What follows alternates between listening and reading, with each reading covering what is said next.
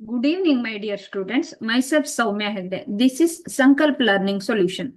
Today, we are taking another subtopic in D and F block element. That is last subtopic in this chapter. Okay. That is application of D and F block elements. Okay. So application ಏನೇನು, ನಾವು D and F block ಅನ್ನ ಇಷ್ಟರವರೆಗೆ study ಮಾಡಿದ್ವಲ್ವಾ, ಅದರ ಒಂದು application ಏನು, ಅದರ ಒಂದು application ಏನು ಅಂತ ಇವಾಗ ಸ್ಟಡಿ ಮಾಡ್ತೀವಿ. ಓಕೆ, ಅದರದ್ದು ಪಿರಿಯಾಡಿಕ್ ಟೇಬಲ್ ಅಲ್ಲಿ ಅದರ ಜಾಗ ಎಲ್ಲಿದೆ, ಡಿ ಅಂಡ್ ಎಫ್ ಬ್ಲಾಕ್ ಅಂತಾನೆ ಯಾಕೆ ಕರಿತೀವಿ, ಅಯಾನಿಕ್ ರೇಡಿಯೋ ಏನು, ಅಟಾಮಿಕ್ ರೇಡಿಯೋ ಏನು, ಇದೆಲ್ಲದನ್ನು ನಾವು ಡಿಸ್ಕಸ್ ಮಾಡಿದ್ವಿ. ಸೊ ನಾವು we have to talk about application. ಏನೇನು ಅಪ್ಲಿಕೇಶನ್ ಇದೆ ಡಿ ಅಂಡ್ ಎಫ್ ಬ್ಲಾಕ್ ಎಲಿಮೆಂಟ್ಗೆ ಅಂತ ನೋಡೋಣ. ಕೆಟಲಿಸ್ಟ್. ಯಾವತ್ತು D and F block D block elements and their compounds act as very good catalyst in various industrial process. Okay, for example, iron is the key catalyst in the Haber's process. Haber's process ಅಂದ್ರೆ ಏನ್ ಹೇಳಿ, ಯಾವ reaction ಆಗುತ್ತೆ, N2 plus 3H2 gives 2NH3 for ammonia production, while platinum is used as catalytic converter for the vehicles. ಏನಾಗುತ್ತೆ, ಇಲ್ಲಿ platinum ಅನ್ನ ನಾವು catalyst ಆಗಿ ಯೂಸ್ ಮಾಡ್ತೀವಿ. ಅಂದ್ರೆ ಕೆಟಲಿಸ್ಟ್ ಅಂದ್ರೆ ಏನ್ ಹೇಳಿ ಹಂಗಾದ್ರೆ, ಸೊ ಕೆಟಲಿಸ್ಟ್ ಅಂದ್ರೆ which make a rate of the reaction faster or which increases the rate of the reaction ಅಲ್ವಾ.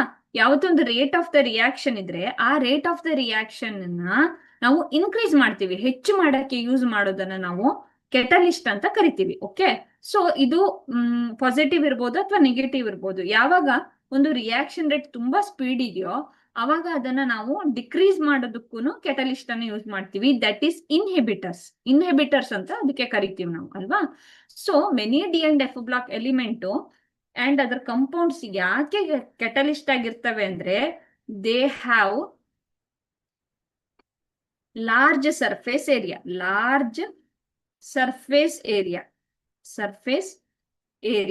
ಓಕೆ, ಒಂದು ಲಾರ್ಜ್ ಸರ್ಫೇಸ್ ಏರಿಯಾ ಇರುತ್ತೆ ಅದಕ್ಕೆ. Okay, so large surface area ಇರುತ್ತೆ. ಇನ್ನೊಂದು ಅನ್ಪೇರ್ಡ್ ಇಲೆಕ್ಟ್ರಾನ್ ಇರೋದಕ್ಕೆ ವೇಕೆಂಟ್ ಆರ್ಬಿಟಲ್ಗಳು ಇರ್ತವೆ ಅಲ್ವಾ.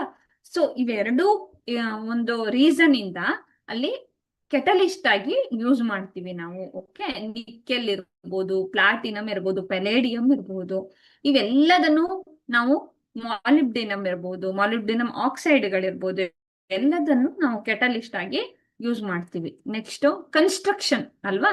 So iron steel alloys formation. Alloys ಅಂದ್ರೆ ಏನು ಹೇಳಿ, ಹೋಮೋಜಿನಿಯಸ್ ಮಿಕ್ಸ್ಚರ್ ಅಲ್ವಾ. ಸೊ ಹೋಮೋಜಿನಿಯಸ್ ಮಿಕ್ಸ್ಚರ್ ಆಫ್ ಏನಾಗಿರುತ್ತೆ, ಎರಡು ಮೆಟಲ್ ಅಲ್ವಾ.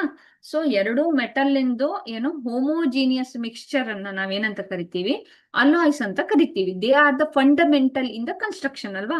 ಸೊ ಬಿಲ್ಡಿಂಗ್ ಅಲ್ಲಿ, ಬ್ರಿಡ್ಜ್ ಅಲ್ಲಿ, ಫೌಂಡೇಶನ್ ಹಾಕೋದ್ರಲ್ಲಿ ಎಲ್ಲದ್ರಲ್ಲೂ ನಾವ್ ಏನ್ ಯೂಸ್ ಮಾಡ್ತೀವಿ, ಐರನ್ ಮತ್ತೆ ಸ್ಟೀಲ್ ಅಲಾಯ್ಗಳನ್ನ ಬಳಸ್ತಾ ಇರ್ತೀವಿ. ಓಕೆ, ಇನ್ಫ್ರಾಸ್ಟ್ರಕ್ಚರ್ ಅಲ್ಲಿ ಏನು ನಾವು ಯೂಸ್ ಮಾಡ್ಬೇಕಲ್ಲ, ಅಲ್ಲಿ ನಾವು ಅಲಾಯ್ಗಳನ್ನ ಬಳಸ್ತಿದ್ದೀವಿ.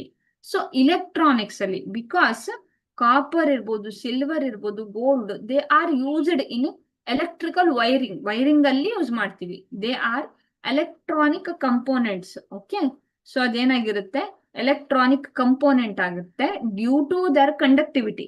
ಬಿಕಾಸ್ ಆ D and F block element ಏನು ಕಾಪರ್ ಸೀರೀಸ್ ಇದೆ, ಕಾಪರ್ ಇರ್ಬೋದು, ಸಿಲ್ವರ್ ಇರ್ಬೋದು, ಗೋಲ್ಡ್ ಇರ್ಬೋದು, ಅಥವಾ ನಿಕೆಲ್ ಇರ್ಬೋದು, ಅದೆಲ್ಲ ಏನಿರುತ್ತೆ ಹೇಳಿ, they are very good conductor ಅಲ್ವಾ. So they are very good conductor of heat and electricity. So electronic item ಅಲ್ಲಿ ನಾವು ಕಾಪರ್ ಮತ್ತೆ ಸಿಲ್ವರ್ ಅಥವಾ ಗೋಲ್ಡ್ ಅನ್ನ ಯೂಸ್ ಮಾಡ್ತೀವಿ. ಓಕೆ, ಜ್ಯುವೆಲ್ಲರಿಗಳಲ್ಲಿ ಪ್ರೀಶಿಯಸ್ ಜ್ಯುವೆಲ್ಲರಿಗಳು ಯಾವ್ಯಾವ್ದಿದಾವೆ ಅಂತ ನೋಡಿ. ಸಪೋಸ್ ಗೋಲ್ಡ್ ಇರ್ಬೋದು, ಸಿಲ್ವರ್ ಇರ್ಬೋದು, ಪ್ಲಾಟಿನಮ್ ಅಲ್ವಾ.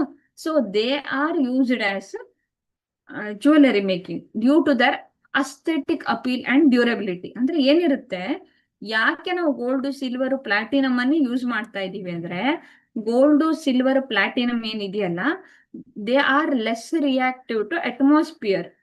They will not form oxides ಅಲ್ವಾ?